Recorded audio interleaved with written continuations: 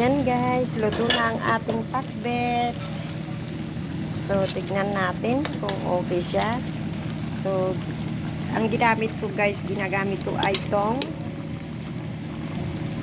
Ayan. So, makikita nyo yung kalabasa.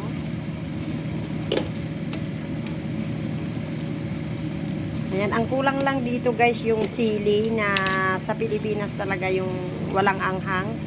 Pero mayroon akong sili dito na parang ano. Ayan guys. Ito yung outcome ng ating pakbet.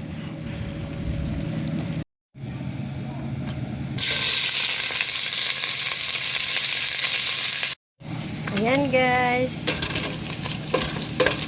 Magluto tayo ng adobo. Ay, mali. Ayan guys.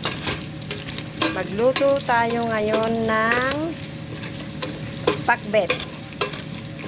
This is my version of pakbet. So, ano to guys? Karni ng baboy. Ayan. Lagay natin yan. Onion. Ginger. Ayan, mekos-mekos. Mekos-mekos tayo guys. Ayan. Mekos-mekos. So, lagyan natin ng bagoong. Ayan. Kasi wala na guys, kaya nilagyan ko ng tubig. Wala na eh. Ayan, dagdagan natin.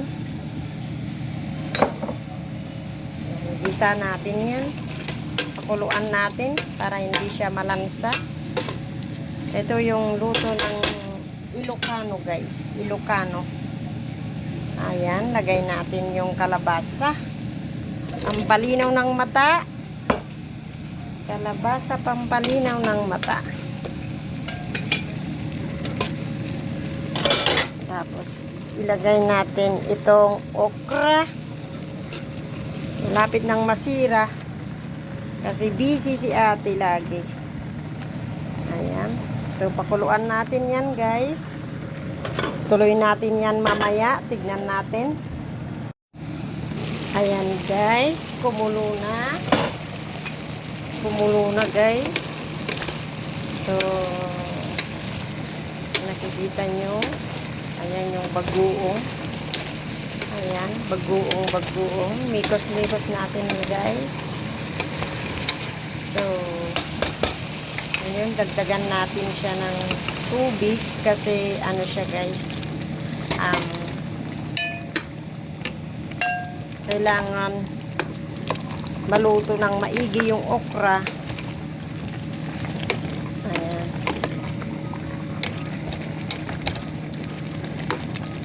So, okra.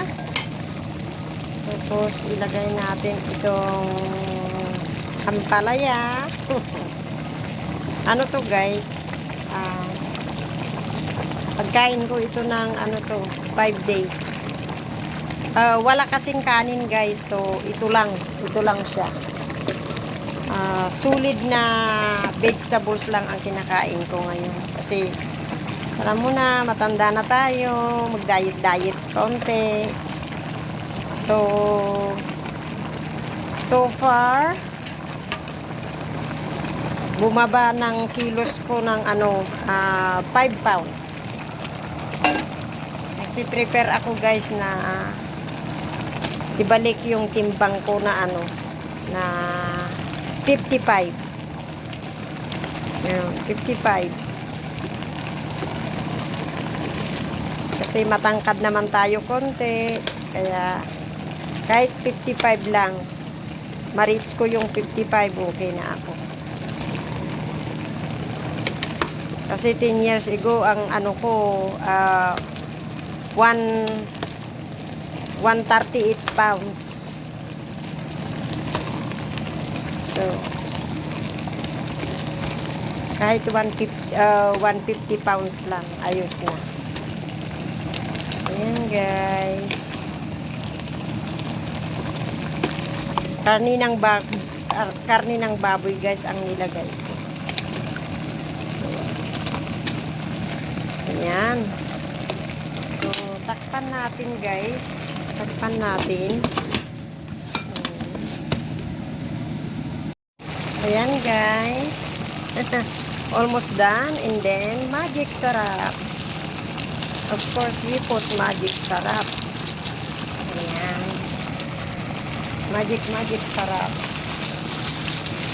Filipino style pa rin guys. Kasi kahit dito ako sa Canada, Filipino style pa rin. Ang taste ko kasi guys, ang taste ko ay Filipino taste pa rin.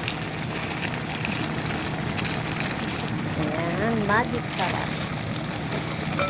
So, mikos-mikos. Ayan. Ayan. So, solid lang na ganito guys ang kinakain ko. Walang kanin. So, ayan. Walang kanin guys. Ayan. Palapit na. Maluto na. Ayan guys. Mikos-mikos lang tayo.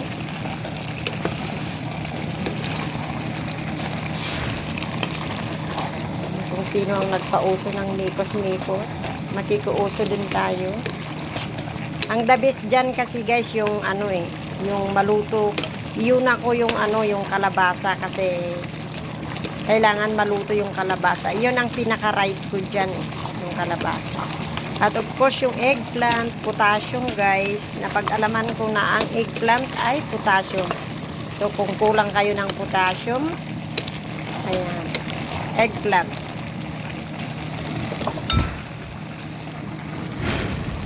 Ayan. Meron pa akong dito. Meron pa akong eggplant. Gagawin ko siyang torta. Ayan guys. Ang laki, diba? Ang laki. So, gawin ko eggplant. Ay, torta. Ayan guys. Luto na ang ating pakbet.